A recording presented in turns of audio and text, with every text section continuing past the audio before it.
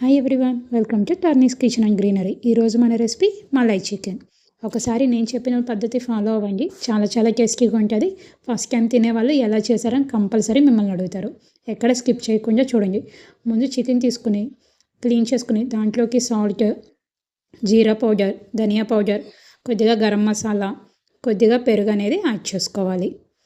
ఇవన్నీ వేసుకున్న తర్వాత 1 టేబుల్ స్పూన్ అల్లం వెల్లుల్లి పేస్ట్ అనేది కూడా యాడ్ చేసుకోవాలి. ఈ మసాలాలన్నీ చికెన్కి బాగా పట్టేలాగా కలుపుకోవాలండి. ఇలా కలుపుకున్న చికెన్కి 1 టేబుల్ స్పూన్ పెప్పర్ పౌడర్ అనేది యాడ్ చేసుకోవాలి. దీనివల్ల కర్రీ చాలా టేస్టీగా ఉంటుంది. ఇలా బాగా మ్యారినేట్ చేసుకున్న తర్వాత కనీసం దీన్ని 2 అవర్స్ అన్న పక్కన పెట్టుకోవాలి. అప్పుడే టేస్ట్ బాగుంటుంది. ఇప్పుడు ఒక బాండీ తీసుకుని దాంట్లోకి 1 టేబుల్ స్పూన్ ఆయిల్ అనేది తీసుకోవాలి. దాంట్లోకి 3 లవంగాలు, చిన్న దాల్చిన చెక్క అనేది యాడ్ చేసుకోవాలి. ఇవి కొద్దిగా ఫ్రై అయిన తర్వాత ముందుగా కట్ చేసుకున్న ఉల్లిపాయ ముక్కలు, పచ్చిమిర్చి ముక్కలు అనేవి వేసుకొని ఫ్రై చేసుకోవాలి. జస్ట్ మనకు ఉల్లిపాయ, పచ్చిమిర్చి మగ్గితే సరిపోతుందండి. దీనిలోకి జీడిపప్పులు తీసుకోవాలి. నేను ఇక్కడ ఒక గుప్పెడి జీడిపప్పులు అనేవి తీసుకున్నాను. టేస్ట్ మొత్తం ఈ జీడిపప్పుల్లోనే ఉంటుందండి. మనకి ఉల్లిపాయలు అనేవి గోల్డెన్ బ్రౌన్ రావాల్సిన అవసరం లేదు. జస్ట్ పచ్చివాసన పోయి ఉల్లిపాయలు మగ్గితే సరిపోతుందండి. ఇప్పుడు ఇలా మగ్గిన ఉల్లిపాయలని, పచ్చిమిర్చి, జీడిపప్పుల్ని మిక్సీ జార్లోకి వేసుకొని వాటర్ పోసుకొని మెత్తని పేస్ట్ లాగా చేసుకోవాలి. ఇప్పుడు అదే బాండీలోకి 1 టేబుల్ స్పూన్ బటర్ యాడ్ చేసుకోవాలి. మెయిన్ ఈ కర్రీకి బటరేనండి. చాలా టేస్ట్ వస్తుంది. ఇప్పుడు దీంట్లో షాజీరా, చెక్క, లవంగాలు యాడ్ చేసుకోవాలి. ముందుగా మ్యారినేట్ చేసిన చికెన్ కూడా ఇందులో వేసుకొని ఫ్రై చేసుకోవాలి.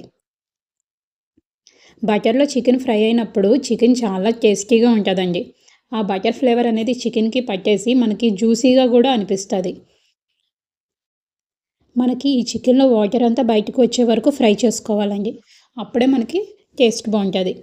ఇలా ముక్కల్ని ఒక 2-3 సార్లు కలుపుకున్న తర్వాత దాని మీద మూత పెట్టుకొని ఒక 10 నిమిషాలు వదిలేయాలి.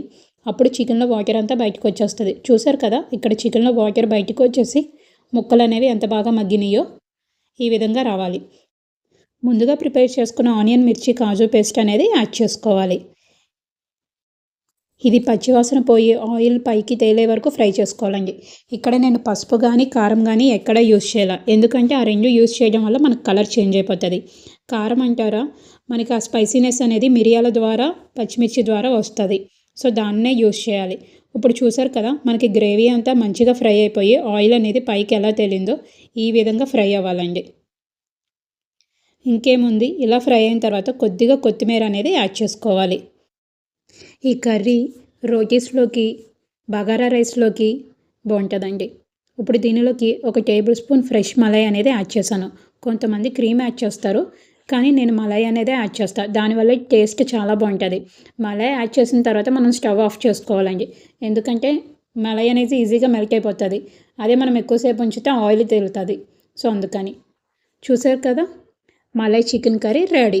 Please subscribe my YouTube channel, like, share and comment also. Thank you all.